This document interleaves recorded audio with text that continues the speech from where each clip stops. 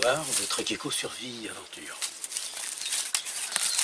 Dans cette seconde vidéo qui traite de l'arôme d'Italie, mais en même temps, par extension, de l'arôme tacheté et du capuchon des moines, l'arizarome, nous allons pénétrer un petit peu plus profondément dans les secrets de cette plante. Donc en image, nous allons voir plus en détail comment celle-ci est faite.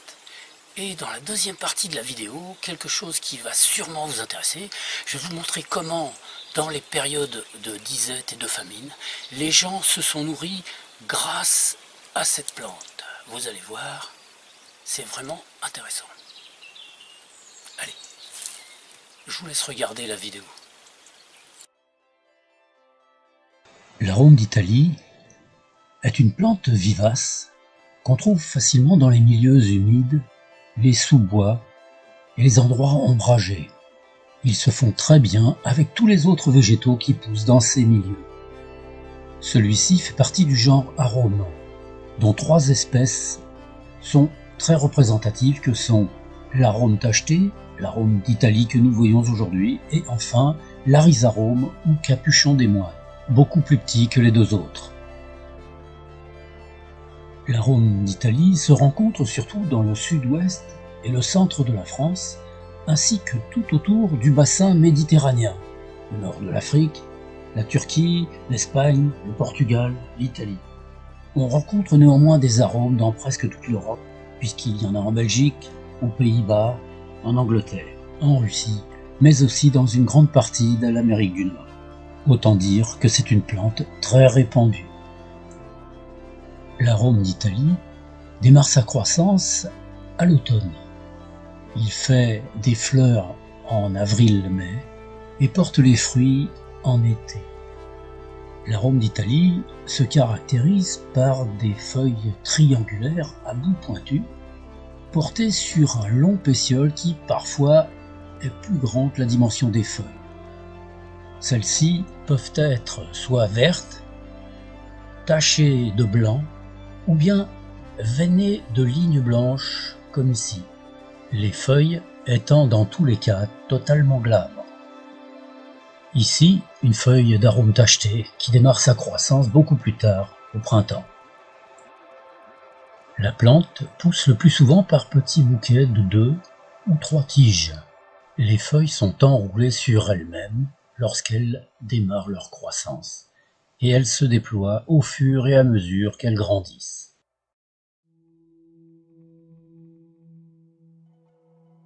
Les arômes sont souvent appelés vulgairement gouais, en l'occurrence ici le gouais d'Italie. Ces plantes sont composées de substances assez irritantes, voire brûlantes, aussi bien dans les feuilles que dans les racines et surtout le tubercule, qui lorsqu'elles sont consommées crues ou cuites sans préparation provoquent des brûlures qui durent des heures. Une certaine prudence est donc recommandée pour son ramassage et son utilisation. Ici, l'arôme d'Italie, sous ses diverses apparences, vert, taché ou marbré de blanc.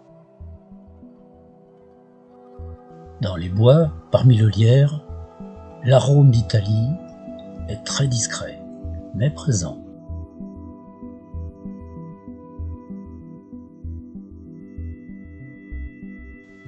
Pour les novices, à la fin de l'hiver, il peut représenter une source d'erreur avec les feuilles de pulmonaire.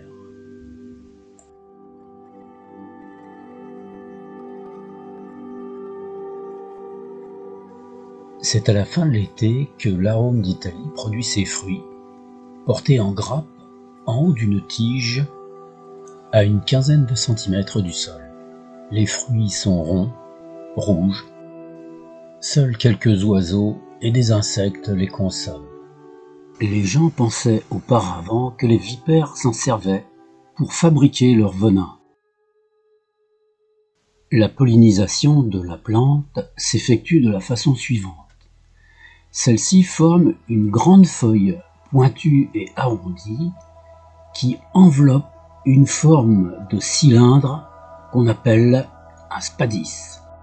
La partie haute est épaisse et la partie basse, enveloppée dans la feuille, laisse apparaître un passage qui permettra aux insectes de pénétrer dans la partie florale de cet appendice. Deux anneaux séparés par des filaments apparaissent. Celui du bas, plus grand, correspond aux fleurs femelles, tandis que celui du haut, plus petit, correspond aux fleurs mâles. L'appendice, en forme de massue sur la partie haute, dégage une odeur d'urine et d'excréments qui attire les mouches et certains autres insectes. Attirés par l'odeur, ceux-ci se retrouvent piégés au niveau de l'appareil floral qui les retient pendant 24 heures avant de les relâcher, évidemment chargés de pollen qu'ils pourront disperser. Le système racinaire de la plante est surtout composé d'un tubercule important et de racines périphériques. Comme c'est une plante vivace, la partie blanche correspond au tubercule de l'année. Les autres parties plus sombres sont le tubercule de l'année passée, voire celui de l'année d'avant. Et les racines périphériques, les bourgeons qui donnent les feuilles et les tiges, naissent du tubercule de l'année. Dans les jardins, l'homme a réussi à apprivoiser les arômes. Il leur a donné plus d'ampleur, les feuilles sont plus grandes, les tiges sont plus hautes et les fleurs sont devenues une attraction.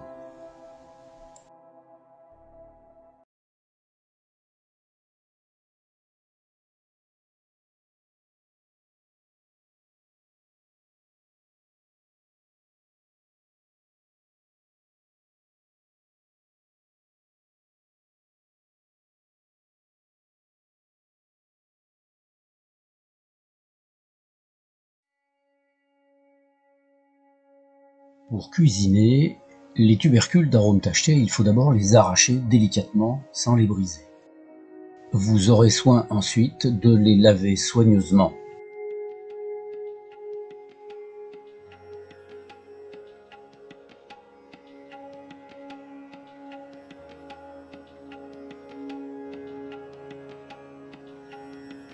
Pour rappel, le tubercule d'arôme d'Italie est composé de plusieurs parties. Une partie blanche qui est le tubercule de l'année que nous mangeons et l'autre partie grisée ou noircie qui correspond au tubercule des années précédentes et qui n'est pas mangeable.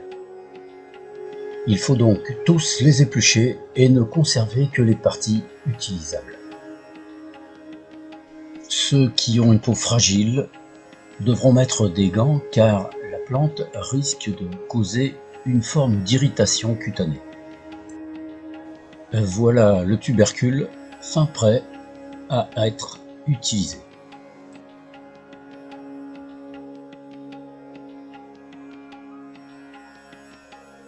Après avoir lavé et laissé tremper les tubercules dans de l'eau, il faudra les râper avec une grille assez grosse.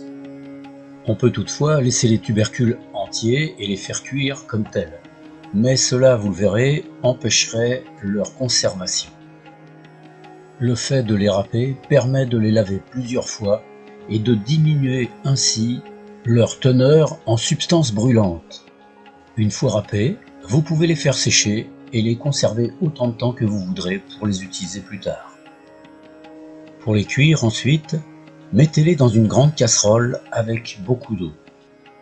Faites-les bouillir 3 quarts d'heure, jetez l'eau et recommencez 4 à 6 fois selon les besoins. Vous pouvez aussi cuire les tubercules en entier, comme des pommes de terre. La cuisson reste la même, on fait bouillir les tubercules pendant 1 heure, on jette l'eau et on recommence 4 à 6 fois.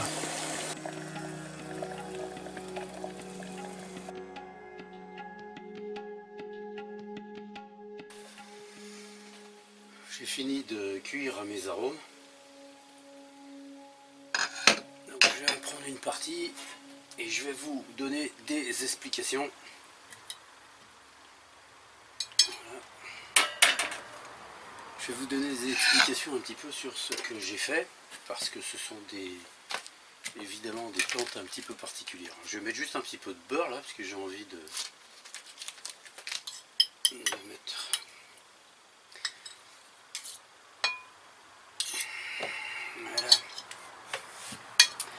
c'est une plante qu'il faut cuire de manière assez importante. Moi, là, ce que j'ai fait, j'ai voulu un petit peu... vous avez vu, dans un premier temps, je les ai d'abord fait râper pour vous montrer qu'on pouvait conserver cette plante. Donc vous les conservez râpés, séchés, et puis vous les utilisez comme vous voulez, et ensuite vous les faites cuire. Là, par contre, ce que j'ai fait en deuxième temps, je les ai faites un peu comme des pommes de terre cuites à l'eau, que j'ai coupées en petits morceaux. Alors la cuisson, ça, au total, ça a cuit a bouilli pendant 5 heures. Et j'ai utilisé plusieurs eaux différentes. J'ai fait d'abord une première cuisson de 45 minutes avec une eau, j'ai jeté mon eau, j'ai recuit encore à peu près, je ne me rappelle plus, 45 minutes je crois. J'ai rejeté mon eau et j'ai mis dans une troisième eau, j'ai fini de faire bouillir encore, de telle sorte que ça soit cuit au bout de 5 heures au total. Ce qu'il faut de toute façon, c'est vérifier quand vous avez cuit vos arômes que c'est bien cuit. Alors, vous verrez, ça reste ferme, hein, mais par contre, ça n'est plus brûlant comme ça l'était quand c'est cru. Si vous avez déjà goûté les arômes lorsqu'ils sont crus, c'est vraiment brûlant, et cette sensation de brûlure peut durer pendant des heures, hein, quand même, hein, c'est assez impressionnant. Hein. Voilà. Là, on se trouve devant... C'est comme si j'avais fait des pommes de terre, là.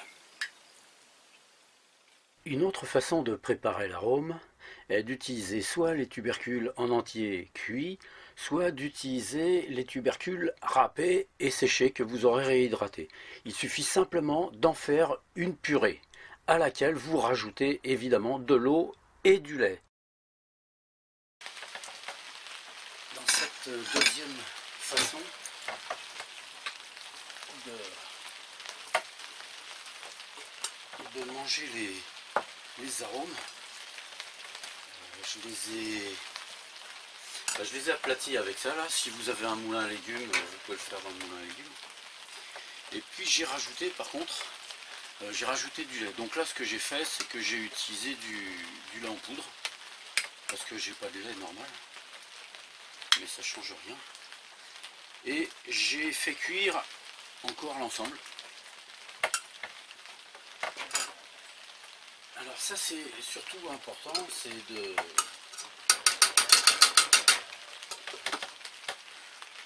de bien se souvenir que ce sont des plantes qui, au départ telles quelles, sont très difficiles à consommer parce qu'elles brûlent vraiment beaucoup, hein. On peut avoir la gorge qui gonfle énormément au point de ne pas respirer. Donc il faut vraiment les cuire très très longtemps pour qu'on puisse les consommer. Alors, je vous ai mis dans la description de la vidéo, vous pourrez les consulter, il y en a d'autres, 2 liens qui vous permettent de voir que, je pense que c'est en Algérie par exemple, ce sont des plantes sauvages qu'on utilise régulièrement à l'occasion de certains plats. Donc vous verrez, je vous en ai mis que 2 parce que c'est pas la peine d'en mettre plus. Si vous en voulez plus, vous pourrez le voir vous-même. C'est en arabe par contre, donc ceux qui parlent arabe le comprendront. Ceux qui veulent simplement voir, vous verrez, il y a une des 2 vidéos qui est intéressante parce qu'on voit la personne présenter les plantes lorsqu'elle les arrache et qu'elle les prépare. Donc ça permet de voir un petit peu toutes les étapes. Donc surtout, c'est pas un plat qui sert à faire des expériences, mais c'est un plat qui sert à montrer que dans les périodes de disette, il y a toujours des possibilités de se nourrir, et c'est ce qu'ont fait les populations dans certaines régions du monde. Vous savez que même en France, cet aliment sauvage, donc l'arôme d'Italie ou l'arôme tacheté, a été consommé et on en a même fait du pain. Alors j'ai pas retrouvé de recette pour faire du pain, je chercherai parce que ça m'intéresserait de pouvoir en faire, mais si parmi vous il y a des gens qui savent le faire, qu'ils nous le communiquent, comme ça sera très sympa de pouvoir le partager. Voilà. J'ai mis un peu de sucre, j'ai mis du lait comme je vous l'ai dit, j'ai touillé, j'ai fait cuire un peu, et je rappelle que pour la cuisson, il faut compter pas moins de 4 heures, 4 heures même, c'était plus que ça, je crois que c'était 4 heures, presque 4 heures et demie.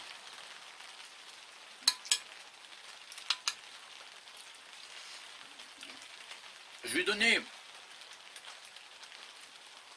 la consistance de la purée, hein, mais c'est comme une bouillie, ça peut remplacer une bouillie, de la maïzena, j'en sais rien du tout. Bon, ça ne veut pas dire que c'est pour les enfants, hein, ça veut dire que c'est ce que j'en ai fait pour pouvoir le consommer.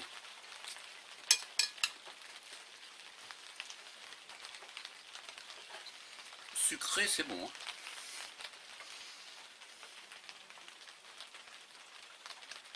Faites attention à une chose, si vous ne les avez pas suffisamment cuits, alors je répète, faites bien attention à ça, hein.